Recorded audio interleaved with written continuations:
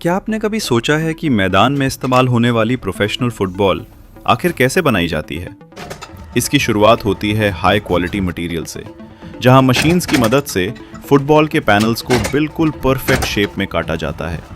इसके बाद अंदर का मजबूत ब्लैडर तैयार किया जाता है और एक्सपर्ट वर्कर्स हर पैनल को जोड़कर फुटबॉल को उसका असली आकार देते हैं। फिर आती है टेस्टिंग की बारी, जहां फुटबॉल की स्ट्रेंथ, बैलेंस और क्वालिटी चेक की जाती है। कई स्टेप्स और स्किल्ड मेहनत के बाद तैयार होती है एक प्रोफेशनल मैच फुटबॉल, जो दुनिया भर के मैदानों में इस्तेमाल की जाती है।